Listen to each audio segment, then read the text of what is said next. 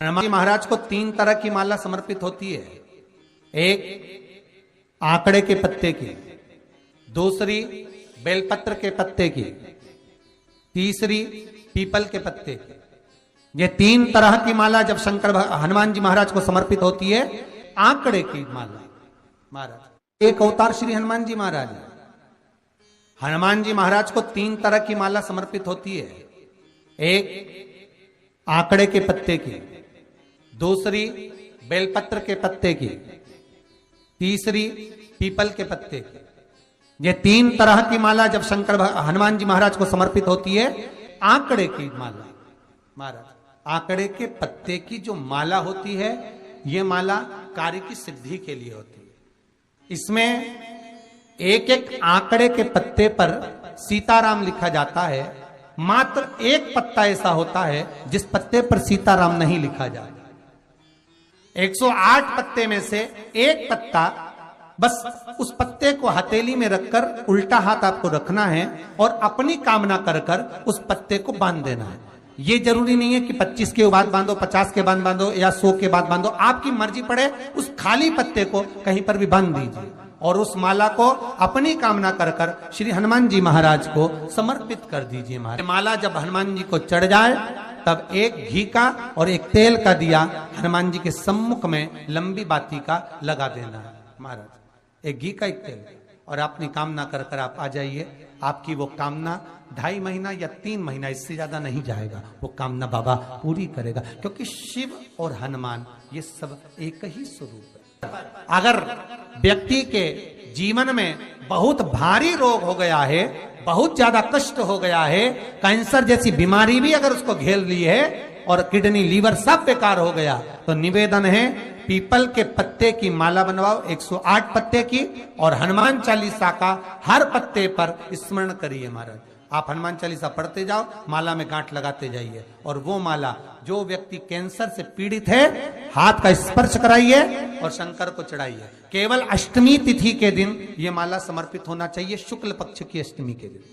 आप 2 या 3 अष्टमी को कर कर देखिए, अपने आप दवाई लगना प्रारंभ होगी। कैंसर जैसा रोग भी धीरे धीरे समाप्ति पर आएगा महाराज। पर करना शुक्ल पक्ष की अष्टमी को ही महाराज।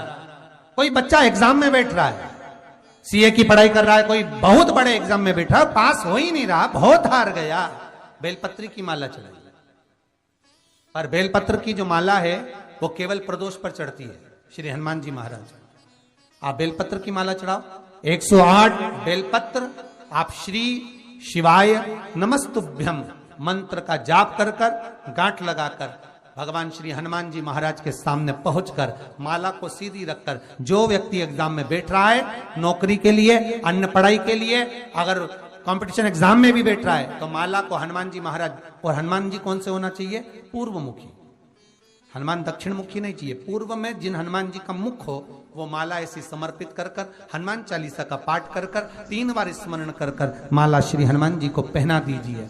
ऐसा कोई एग्जाम नहीं जिसमें से आप निकल ना पाए, पर करना आपको पड़ेगा। प्रदोष का दिन होना चाहिए,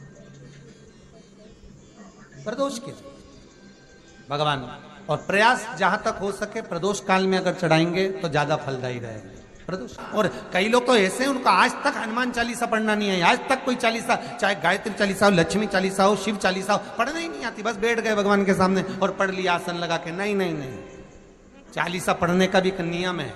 अगर कोई लक्ष्य लेकर पढ़ रहे हो तो उसका एक नियम है। पूरी जिंदगी पढ़ते रहोगे तो भगवान की प्राप्ति नहीं है, पर लक्ष्य लेकर अगर पढ़ा है, आसन से जिस भगवान की चालीसा पढ़ रहे हो उसकी मूर्ति या उसका फोटो आपके सामने होना चाहिए। एक घी का दिया, अगर हनुमान चालीसा पढ़ रहे हो तो या तो घी का दिया जलाओ, वो भी गाय के घी का हो, भैंस के घी का मत जलाना। हनुमान जी कभी प्रकट नहीं होंगे भैंस के घी से। घी का दिया लगाइए अगर चालीसा का पाठ कर रहे हो हनुमान जी का। और बहुत ज्यादा संकट है, बहुत ज्यादा परेशानी है, तो हनुमान चालीसा का पाठ करो तो तिल्ली के तेल का दिया लगाओ, काली तिल के तेल का दिया, तिल का तेल का दिया हनुमान जी के सामने आसन बिछाकर। बहुत तकलीफ है तो 3 पाठ प्रतिदिन करो और एक आसन से जितने समय 9 बजे अगर आप बैठते हो पाठ करने तो 9 बजे ही बैठना है। 11 दिन तक प्रतिदिन 3 पाठ रोज करो। एक पानी का लोटा, कलश, तांबे का जल अर्थात तांबे का लोटा हो, स्टील का लोटा हो, तुम्हारे पास जो कलश हो उसमें जल भरकर एक सिक्का उसमें पटक कर, एक लौंग पटक कर प्लेट से ढक कर रख दो और प्रतिदिन बस टाइम पर बैठकर पाठ करो।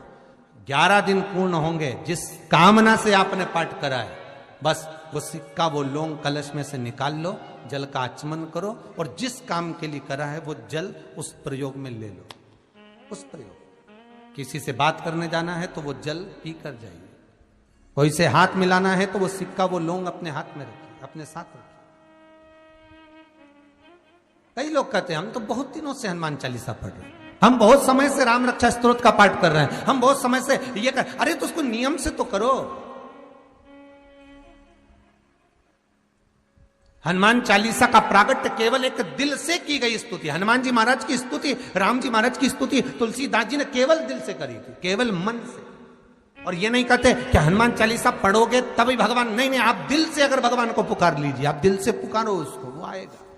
नियम है महाराज, बहुत ध्यान दीजिएगा। पंचमुखी हनुमान का एक स्मरण, पंचमुखी हनुमान का एक भाव।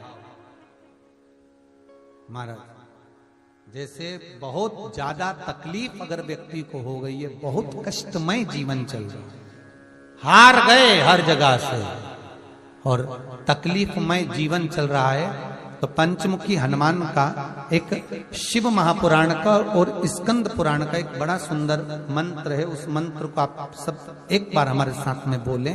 ओम नमो हनुमते रुद्र अवताराय सर्व शत्रु संहारणाय सर्व रोग हराय सर्व वशीकरणाय रामदूताय स्वाहा। बस इस मंत्र को हाथ में काली तिल लेकर, एक जौ लेकर और गूगल लेकर, थोड़ा सा उसमें गाय का घी डालकर, कंडे को या अग्नि को जलाकर इस मंत्र का 11 बार 21 बार जाप कर कर अपनी कामना कर कर छोड़ दीजिए। कैसा भी रोग हो, बीमारी हो, कष्ट हो, दुख हो, तकलीफ हो, 21 दिन के अंदर वो आनंद आना प्रारंभ कर देता है। इस मंत्र, स्कंद पुराण का, शिव महापुराण का ये मंत्र मूल पंचमुखी हनुमान सुख देंगे। और एक और चीज याद रखिए महाराज,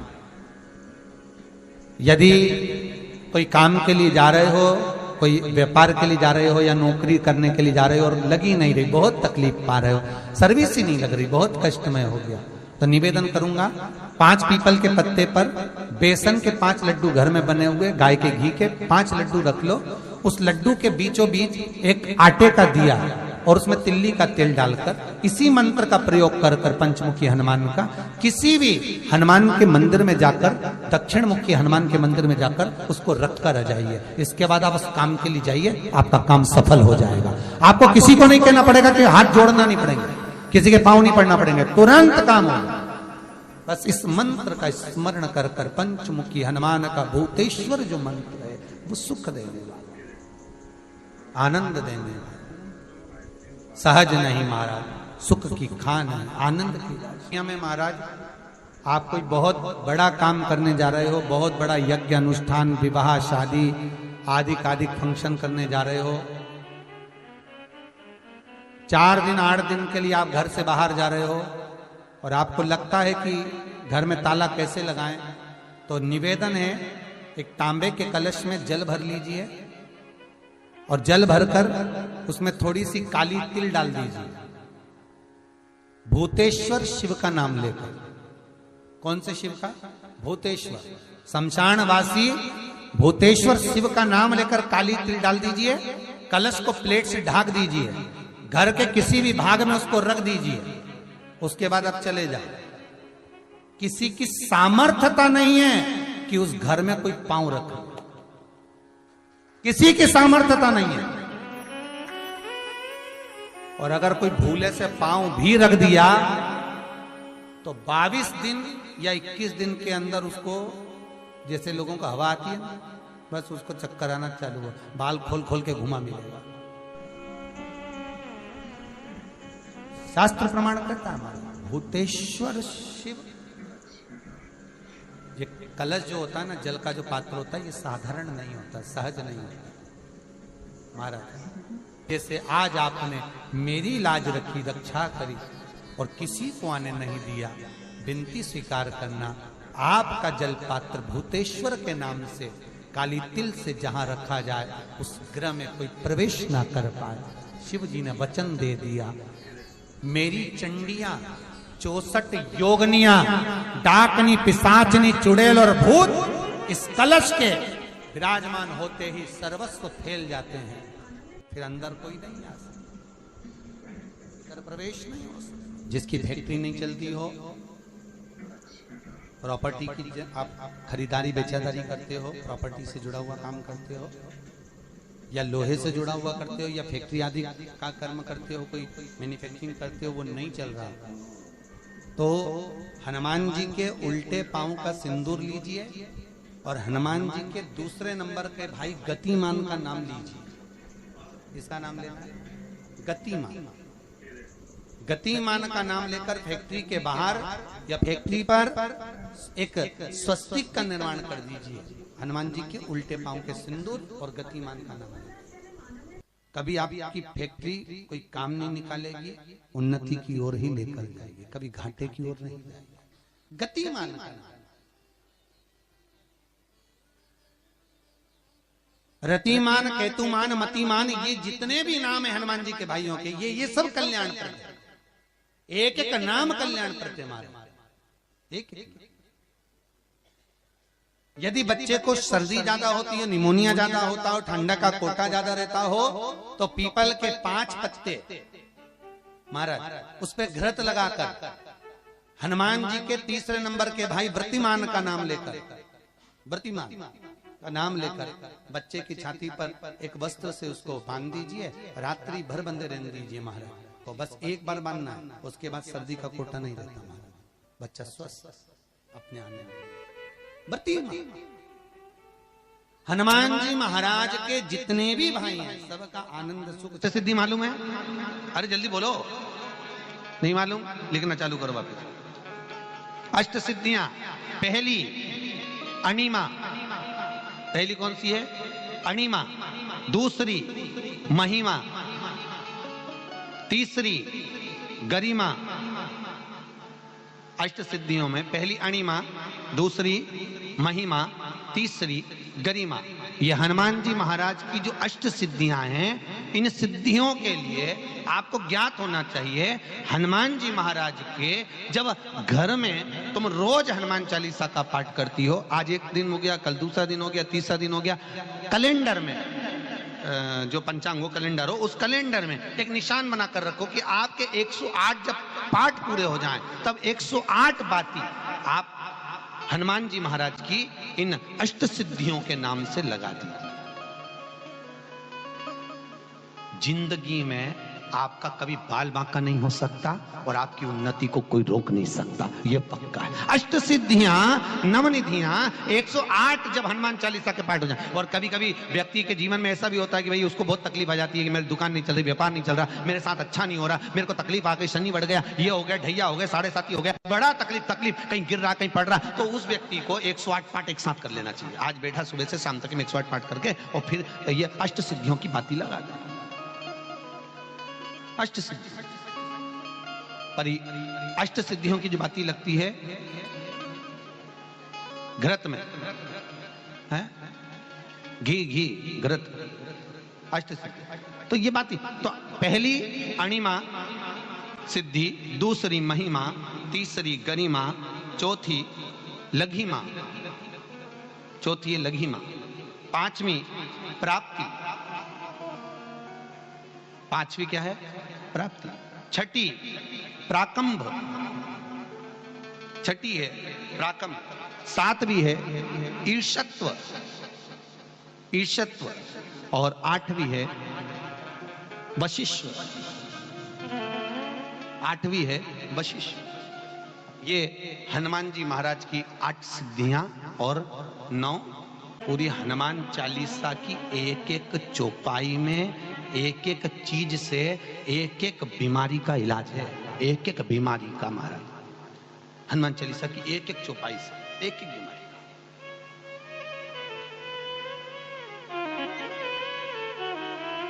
हमारे जीवन को हम चौपाइयों के क्रम से एक एक शब्द का भान करें कि वो उससे हमें प्राप्ति क्या है। अष्ट सिद्धि नवनिधि किस जगह पर स्कंद जी दे रहे हैं?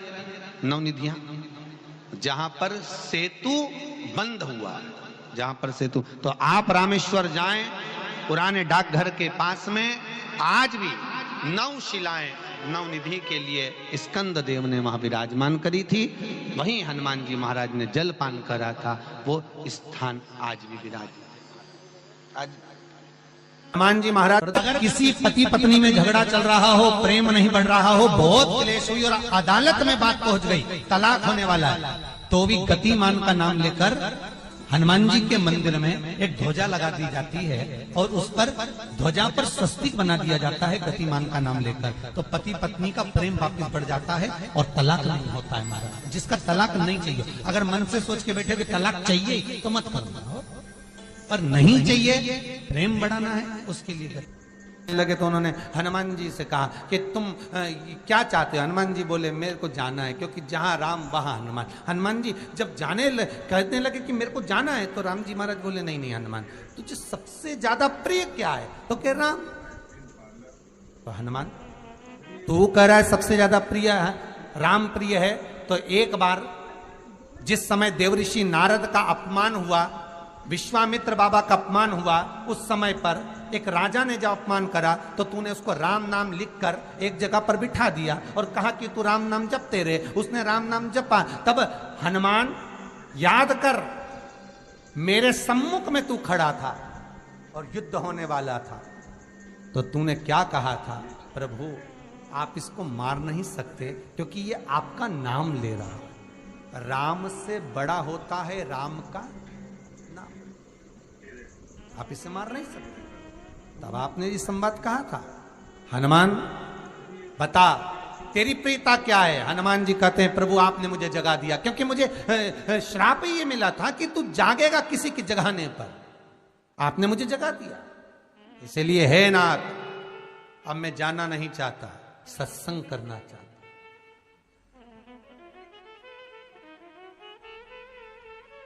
श्री राम जी का चरित्र है, अब मैं सत्संग करूंगा, भजन करूंगा, नाम जाप करूंगा। पर राम जी जानते हैं हनुमान से, कहा हनुमान मेरा जाने का समय आ गया, मुझे तो जाना पड़ेगा ना।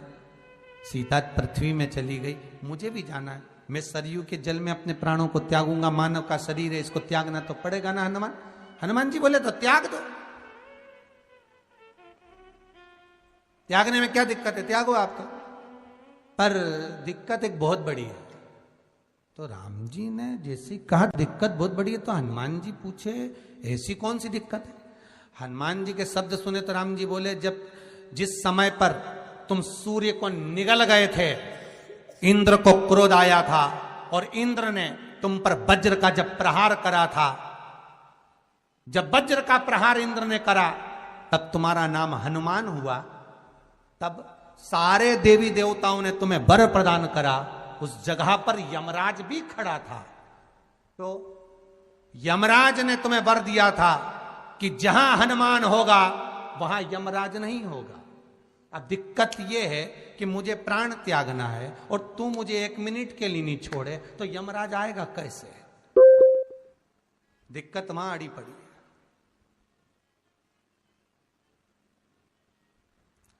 हनुमान जी मुस्कुरा के बोले राम जी महाराज से, प्रभु मैं आपके बिना रह नहीं सकता। तो राम जी बोले मैं भी जानता हूं कि तू मेरे बिना नहीं रह सकता, पर एक काम तो कर सकता है ना। क्या? मैं अगर कोई काम बताऊंगा तो तू करेगा कि नहीं करेगा? हनुमान जी बोले आपका काम और मैं ना करूं, ऐसा कभी हुआ है? जरूर करूंगा।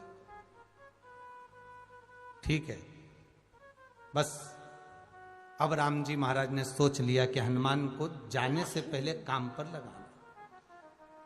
अब वो कौन सा काम था? बोलो रे भाई, हनुमान जी को कहां काम पर लगाया राम जी ने? किस जगह पर काम पर लगाया? अरे सभी ने रामचरितमानस सुनी है, खूब सुनी, जल्दी बताओ। राम जी महाराज ने प्राण त्यागते समय, सरयू जी में प्राणों को देते समय, राम जी ने हनुमान जी को किस काम में लगाया था?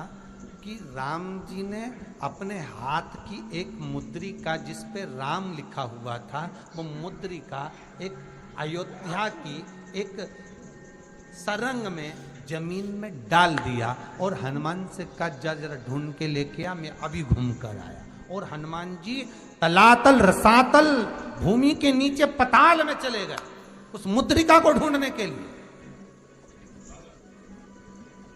जिस पे राम लिखा है। और हनुमान जी पूछते भी जा रहे, राम कहाँ है? राम की मुद्रिका पड़ी थी, राम की अंगूठी है। अब राम का ही सत्संग करते करते जा रहे और राम जी चले गए सरयू, क्योंकि हनुमान अगर होगा तो यमराज नहीं आ सकता। हनुमान को यहां से हटाना पड़ेगा, तब यमराज लेने के लिए आ सकता, तब यम आए। और क्योंकि यम अपने नियम को धारण करेगा, चाहे कृष्ण हो चाहे राम। वही बात फिर याद कर लीजिए, अच्छा कर्म, कर्म का दंड तो भगवान को भी भोगना पड़ता है। अगर कोई अदालत में केस चल रहा है, बहुत बड़ी समस्या में आप पड़ गए, बहुत बड़ा टेंशन बिल्कुल आकर खड़ा हो गया है, तो चंदन, एक लाल चंदन बाजार में मिलता है, पूजन वालों के यहाँ पूछना, लाल चंदन आता है। वो लाल चंदन को घिस कर उसमें थोड़ा सा तिल्ली का तेल डालकर महाराज हाथ में चंदन को लेकर शिवलिंग पर लगाएं और बड़ के पेड़ के नीचे, बड़ के जड़ में जाकर बटकेश्वर महादेव का नाम लेकर उस चंदन को लगाएं। उसी चंदन का हाथ किसी रुमाल पर लगा लीजिए और उस रुमाल को जेब में रखकर, कोई बहुत ज्यादा दिक्कत और परेशानी है उस स्थान पर उसको लेकर बैठ जाइए, मन को भी शांति होगी, कार्य भी सफल होगा और सफलता प्राप्त होगी। बस तुमरुका जी का नाम का उसमें स्मरण करना है, कोई सहज नाम नहीं है। फिर निवेदन करूंगा, नारी अगर बच्चे को जन्म देती है और बच्चा 4 महीना 6 महीने तक गर्भ में रहता है, उसके बाद अवर्षण हो जाता है, तो एक नारियल पर, श्रीफल पर स्त्री के हाइट की, मोली, मोली मतलब नाड़ा जो हाथ में बांधते हैं, लच्छा, उसको नाप लीजिए और तुमरुका जी का नाम लेकर उस नारियल पर लपेट कर अपना नाम और गोत्र बोलकर शंकर जी के शिवलिंग के पास में जो जलाधारी होती है चारों तरफ, शिवलिंग के पास में वहां रख दी। शिव के शिवलिंग का स्पर्श करिए, एक बेलपत्र उठाकर मंदिर की चौखट पर खा लो, तुमरुका जी का नाम लेकर। महाराज, होने वाला जो बच्चा है वो पूर्ण होगा, बीच में अवर्षण नहीं होगा, बच्चा समाप्त नहीं होगा महाराज, और स्वस्थ उत्पन्न होगा। ये तुमरुका जी का नाम जीवन में सुख की अनुभूति कराने वाले, आनंद की अनुभूति, सहज नहीं है। शंकर का अनुमोदन, शिव का स्मरण, स्वयं शंकर और पार्वती भगवान आनंद के साथ में चलते। और कई ऐसी हैं जिन्होंने बांधी और तो नहीं हुई है, तो उसके लिए भी ध्यान रखिए।